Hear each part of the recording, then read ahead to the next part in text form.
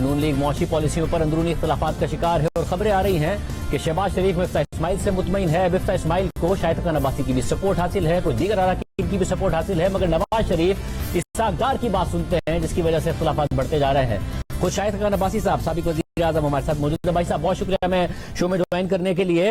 भाई साहब पहले इमरान खान साहब के जो मामलात हैं इस पर अगर हम आपसे बात करें, उन्होंने अपने बारे में तो जाहिर एतराफ किया कि जब वो अपोजिशन में थे तब भी उनको एजेंसियां बताती थी शरीफ खानदान की और जरदारी साहब की करप्शन के बारे में। 2008 से लेकर 2018 तक उन्होंने ही उनको बताया। फिर वो ये कह रहे हैं कि मगर जब वो इक्तिदार में आए तो कभी एक्सीलेटर पर पांव रख देती थी एस्टैब्लिशमेंट, कभी उसको स्लो डाउन कर लेती थी, तो एहतसाब कामयाब नहीं हो सका, उनके ऊपर सारा का सारा इल्जाम आया। और अब वो वाज़ेह तौर पर कह रहे हैं कि एस्टैब्लिशमेंट अभी भी नजरसानी करे, यानी कि आप लोगों के ऊपर हाथ है वो हाथ हटाए और उनके ऊपर वापस जाए। तो ये तो वाज़ेह तौर पर वो एस्टैब्लिशमेंट को भी चार्जशीट कर रहे हैं, अपने माजी को भी चार्जशीट कर रहे हैं, मगर आपको भी चार्जशीट कर रहे हैं कि आपके ऊपर इस वक्त एस्टैब्लिशमेंट का हाथ है जो उनको हटाना चाहिए। बड़ी देर से बातें याद आती हैं इमरान खान साहब को, और झूठे आदमी का बुनियादी जो उसकी बात आपको नजर हमेशा आएगी, उसके बयान आपस में नहीं मिलते, एक दिन का बयान दूसरे से नहीं मिलता। तो अब अपनी तमाम नाकामियां जो हैं 4 साल की, जो मईशत को तबाह किया, जो मुल्क में एहतसाब को इस्तेमाल करके इंतकाम के लिए आज ब्यूरोक्रेसी सारी मफलूज हो चुकी है, मुल्क में कोई फैसले नहीं होते, तो इसकी सारा जो गंद है अपने किए का वो दूसरों पर डालना चाहते हैं। तो इमरान खान साहब ये बता दें कि क्या उनको एस्टेब्लिशमेंट ही लेकर आई थी 2018 के इलेक्शन में, ये बात भी वजाहत कर दे। कल ये भी कहना है उन्होंने कि मैं तो गलती से आ गया था, एस्टेब्लिशमेंट ले आई, मुझे पता नहीं था। ये जो पूरी अपोजिशन का हर लीडर जो है जो जेल में गया, पाकिस्तान मुस्लिम लीग नून का हर लीडर जेल में गया, कोई साल रहा, कोई 2 साल रहा, दूसरे लोग जेल में गए, क्या ये इमरान खान का किया था या एस्टेब्लिशमेंट का किया था, ये बता दें। क्योंकि और जो केस बने हैं वो इमरान खान साहब ने बनाए हैं या एस्टेब्लिशमेंट ने बनाए हैं, इन सब चीजों की वजाहत जरा कर दे कि अगर वो प्राइम मिनिस्टर बैठे थे तो कर क्या रहे थे मुल्क के अंदर, उनके क्या इख्तियारात थे, क्या करते थे सारा दिन। क्योंकि मुल्क के जो हालात हैं, ना कोई फैसला हुआ, आज खरबों रुपए के हर जगह कर्जे मौजूद हैं मुल्क के अंदर, मुल्क के जो कर्जे थे वो दुगने हो चुके हैं। इनका जवाब इमरान खान साहब दें ना, क्या ये उनका किया है, ये भी एस्टेब्लिशमेंट ने किया है।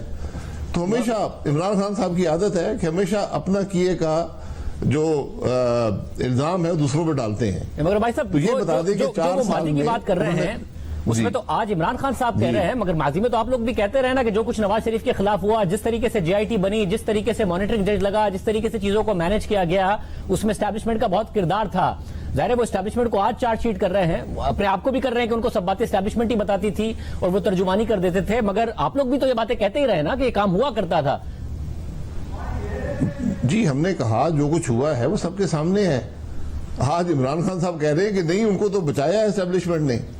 क्या बचाना ये होता है कि हुकूमत टूट जाए, आप ना पूरी जिंदगी नाअहल हो जाएं, आप जेल चले जाएं, आपकी बेटी जेल चली जाए, आप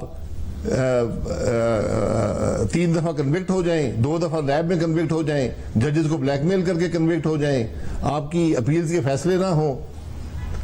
क्या ये सब इस मुल्क के अंदर हुआ है? ये सब मुल्क की हकीकत का हिस्सा है। और मैं तो इसीलिए कहता हूँ जरा हम सबको इन हकाइक को जरा परखना चाहिए। मगर भाई साहब वो ये तो कह रहे हैं ना कि जब वो अपने इन बयानात से ये कन्फेशन कर रहे हैं कि मैं सिलेक्टेड था, अगर तो वो ये भी तो इंप्लाई कर रहे हैं कि आप भी सिलेक्टेड हैं, और वो एस्टैब्लिशमेंट को यही कह रहे हैं कि वो अब नजरसानी करें सारे के सारे मामले पर, क्योंकि इस तरीके से मुल्क नहीं चल सकता है। वो आपके बयानिए को भी तो दम तोड़े, उनका तो बयानिए कभी था नहीं कि वो एस्टैब्लिशमेंट के खिलाफ हो। जाहिर है हालिया दिनों में उनके कुछ इख्तिलाफात सामने आ रहे हैं, वो आपको भी तो सिलेक्टेड ही साबित कर रहे हैं। चले उन्होंने खुद तो कबूल कर लिया ना कि सिलेक्टेड थे, तो मैं तो अपने आप को सिलेक्टेड नहीं समझता, ना ही सिलेक्टेड की कोई गुंजाइश है।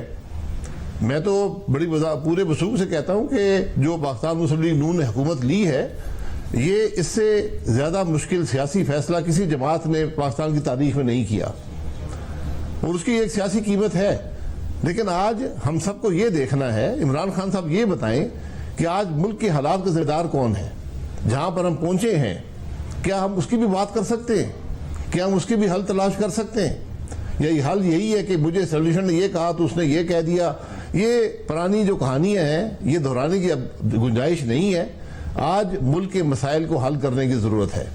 تو وہ الزامات سے اور گالیوں سے اور دھمکیوں سے عمران خان صاحب نے حساب دینا تو اپنے 150 کروڑ کا حساب دے دیں جو الیکشن کمیشن ان سے مانگ رہا ہے. جو بیرونی ملک سے آیا, وہاں کی کمپنیوں سے آیا, وہاں کے بیرونی غیر ملکی شہریوں سے آیا, اس کا حساب تو دے نہیں پاتے ہیں. جو 16 اکاؤنٹ کھلے ہوئے تھے وہ کس کے تھے؟ نواز شریف صاحب نے اپنے ہر ایک ایک پیسے کا حساب 9 سال مشرف کے زمانے میں دیا ہے اور 4 سال ان کے زمانے میں دیا ہے. اور یہ اللہ کا کرم ہے کہ ایک پیسے کی کرپشن نواز شریف پہ نہ مشرف ثابت کر سکا نہ عمران خان ثابت کر سکا.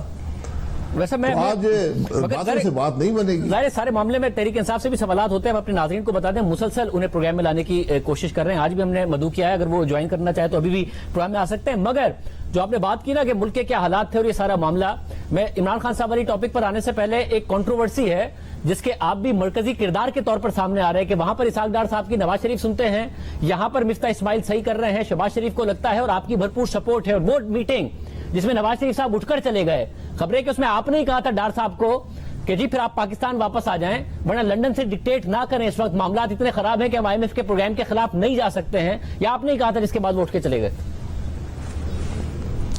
نہیں دیکھیں, اٹھ کے جانے کی بات ان کو یہ بات قبول نہیں تھی کہ ہم قیمت بڑھائی جائے. انہوں نے اس سے اختلاف کیا, ان کو یہ بات پسند نہیں تھی. لیکن ہم نے یہ کہا کہ حقائق یہ ہیں کہ ایک اوگرا کا نظام ہے جو 30 سال سے ملک کے اندر چل رہا ہے, پرائز کو اسٹیبلش کیا جاتا ہے, ہم اس کی نفی نہیں کر سکتے. اس کی نفی ایک ہی طریقے سے کی جاتی ہے کہ حکومت سبسڈی دے, اور حکومت نے کبھی بھی بجٹ کے اندر تیل کی سبسڈی نہیں رکھی. اور آج خاص طور پہ جبکہ ہم ایک IMF پروگرام کے اندر ہیں اور ابھی وہ ری نیگوشیٹ ہو رہا ہے, تو اس میں یہ ممکن نہیں ہوگا. تو یہ جو میٹنگز ہوتی ہیں یہاں پر رائے کا اظہار ہوتا ہے, ڈسکشن ہوتی ہے, وہاں پر اختلاف بھی ہوتے ہیں, وہاں پر گرمی سردی بھی ہوتی ہے, اور یہ ملک کے معاملے کے لیے ہوتے ہیں. کوئی ذاتی بات تو یہاں پر ہے نہیں, تو اس لیے ہر ایک کی اپنی رائے ہوتی ہے. ذاتی بات ہے جو ملک ہے, مگر ذاتی بات ہے, اور اس میں یہ بھی مسئلہ ہے کہ آپ بھی اس بات کے حامی تھے جس کے مریم نواز صاحبہ اور نواز شریف حامی تھے کہ یہ ملک ہمیں حکومت نہیں لینی چاہیے آگے حکومت گرانے کے بعد. آپ کنونس ہو گئے ہیں کہ ہم نے درست کیا کیونکہ آپ نے حالات دیکھ لیے ہیں, مگر نواز شریف صاحب اور کیا اسحاق ڈار صاحب نے حالات نہیں دیکھے وہاں پر, یا انہیں سمجھ میں نہیں آ رہا ہے کیونکہ وہ تو نہیں کنونس ہوئے ابھی تک, اور مریم نواز صاحبہ یہاں وہ بھی نہیں کنونس ہوئی ہے کہ حکومت لینے کا فیصلہ درست تھا. آپ تو کنونس ہو گئے. دیکھیں میں حکومت بنانے کے بالکل مخالف تھا, لیکن جو ملک کے حالات ہیں وہ یہ ثابت کرتے ہیں کہ ملک 7 مہینے کی کیئر ٹیکر سیٹ اپ کا متحمل نہیں ہو سکتا تھا. آپ دنوں اور ہفتوں میں ڈیفالٹ کر جاتے, اور سری لنکا والی کیفیت آپ کی بن جاتی. یہ حقیقت ہے. اب ہم حکومت میں ہیں اور ہمیں مشکل فیصلے ہم نے کیے ہیں, سیاسی قیمت ادا کی ہے. یہ ہم نے جو فیصلہ کیا اس کی آپ کو قیمت ادا کرنی پڑے گی, اور بار بار شاید کرنی پڑے, کیونکہ آج جو دنیا کے حالات ہیں اس کے اندر مشکلات پیدا ہو رہی ہیں ہمارے ملک کے لیے. ہم نے کچھ سنبھالا دیا ہے, مزید سنبھالا بھی دیں گے, لیکن مشکل فیصلے کر کے ہی معاملہ آگے چلے گا. آج ہم نے ایک ذمہ داری اٹھائی ہے, ملک کے معاملات کو درست کرنے کی ذمہ داری اٹھائی ہے. میں نہیں سمجھتا کہ ہم اس سے آنکھیں پھیر سکتے ہیں. اب یہ ہماری ذمہ داری ہے, اس کی بے شک ایک سیاسی قیمت ہو. پاکستان کے عوام خود جج کر لیں گے جب الیکشن آئے گا کہ کیا مسلم لیگ نون کا فیصلہ درست تھا یا نہیں تھا, کیونکہ جو حالات عمران خان نے پیدا کیے تھے اس کے بعد تو پاکستان کے لیے جو کوئی گنجائش ہی نہیں رہی تھی. مگر بھائی صاحب اس کے لیے آپ کو دیکھیں پہلے تو اپنے پارٹی کے لیڈر کو کنونس کرنا پڑے گا, ان کی بیٹی کو کنونس کرنا پڑے گا, اسحاق ڈار صاحب کو کنونس کرنا پڑے گا, کیونکہ آپ کے اتحادی آپ کے ساتھ کھڑے تھے, کسی انپاپولر فیصلے پر نہیں بول رہے تھے. اس وقت جو انسرٹینٹی پیدا کی ہے وہ مریم نواز صاحبہ کے ٹویٹ نے کی ہے, اور انہوں نے اپنے والد سے منسوب جو بیان دیا اس نے کی ہے, اور پھر اتحادی بھی بولے, پھر زرداری صاحب بھی بولے, MQM بھی بولی. تو اس وقت تو جو سارا معاملہ خراب ہوا ہے آپ کے اندرونی اختلافات کی وجہ سے ہوا ہے نا. آپ انہیں نہیں سمجھا پا رہے تو عوام کو کیسے سمجھائیں گے؟ نہیں دیکھیں, کوئی اندرونی اختلاف نہیں ہے. ایک ایشو پر اختلاف ہے کہ کیا ہم پیٹرول کی قیمت پاس آن کرنی چاہیے یا اس کو سبسڈائز کرنا چاہیے. تو میں نے جیسے کہا کہ سبسڈی کی گنجائش نہیں ہے, اس لیے یہ مشکل فیصلہ آپ کو کرنا پڑے گا. مجھے پوری امید ہے کہ عوام اس کو قبول کریں گے. حکومت نے کوئی اضافی ٹیکس نہیں لگایا. ڈیزل کی قیمت میں کمی واقع ہوئی ہے اور پیٹرول کی قیمت میں 6 روپے اضافہ ہوا ہے. یہ اضافہ مجھے امید ہے کہ اگلے جو چند بل جو پیریڈز آئیں گے اگلے 4-6 ہفتے میں یہ اضافہ بھی دور ہو جائے گا. تو گزارش یہ ہے کہ ہمیں ملک کے حالات کو سامنے رکھنا ہے. حکومت میں ہم ہیں, ہم نے حکومت چلانی ہے، مشکل فیصلے کرنے ہیں اور ملک کے حالات کو بہتر بنانا ہے. اس میں انشاءاللہ عوام کو بھی ریلیف اسی عمل سے ملے گی. آج پرائس اگر نہ بڑھائی جاتی تو IMF اس بات کو قبول نہیں کرے گی اور پھر آپ وہیں پر کھڑے ہوتے جہاں ہم اپریل 10 کو کھڑے تھے. صاحب آگے بڑھتے ہوئے عمران خان صاحب نے مزید تنقید کی ہے اور انہوں نے یہ کہا کہ جو شہباز گل ہے ان کو جو گرفتاری ہے وہ معاملہ یہ ہے کہ ان سے کسی بھی طریقے سے آپ عمران خان صاحب کے خلاف بیان دلوانا چاہتے ہیں. انہوں نے تو ظاہر ہے وہ جو سوالات ہو رہے ہیں کھانے وغیرہ کے حوالے سے اس کی بھی بات کر دی, ایک پوری کانسپریسی بتائی کہ کھانے میں کس طریقے سے زہر ملایا جاتا ہے. مگر کیا یہی حکمت عملی ہے جس کی وجہ سے بار بار اسلام آباد پولیس جو ہے اس کا ریمانڈ چاہتی ہے؟ کیونکہ اگر پولیس کی کسٹڈی میں انہوں نے بیان دے بھی دیا تو وہ جج کے سامنے تو سٹینڈ نہیں کرے گا. تو کیا وجہ ہے کہ ہر حال میں کسٹڈی شہباز گل کی چاہیے؟ کیا عمران خان کو پھنسانے کے لیے چاہتے ہیں؟ وہ یہ بات درست کہہ رہے ہیں؟ دیکھیں یہ ایک تفتیش کا پروسیس ہے, یہ جوڈیشل کنٹرول ہے. میں کسی کے خلاف پرچہ بنانے کے حق میں نہیں ہوں, میں جھوٹے پرچوں کے حق میں نہیں ہوں, لیکن ایک پرچہ بنا ہے جس کی بھی شکایت پر بنا ہے وہ بنا ہے. اب اس کی تفتیش ہو رہی ہے اور میں تفتیش کے عمل میں کسی بھی سختی کا میں قائل نہیں ہوں.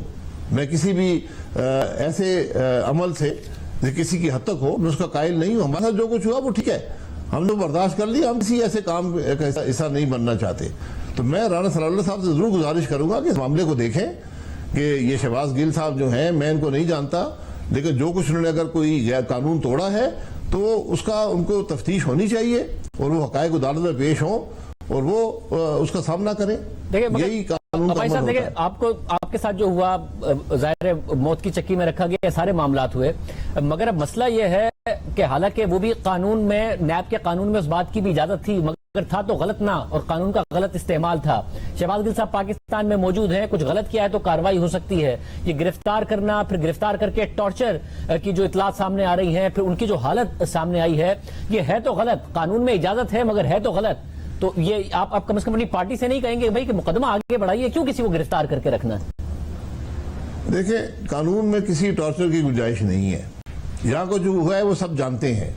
رانا ثناء اللہ پر 15 کلو ہیروئن ڈالی گئی جو سزائے موت جس سے ہوتی ہے. جو کچھ ہمارے ساتھ ہوا ہم نے کبھی اس کی شکایت نہیں کی, ہم نے برداشت کیا. اب اگر میں کسی ٹارچر کا, نہ ٹارچر کی گنجائش ہے کسی قانون کے اندر, نہ ٹارچر ہونا چاہیے کسی کا بھی. تفتیش ہوتی ہے, تفتیش میں آپ کو حقائق کا سامنا کرنا پڑتا ہے. آپ اگر انصاف نے کچھ کیا ہے وہ اپنا جواب دے دیں, لکھ کر جواب دے دیں جیسے بھی ہے.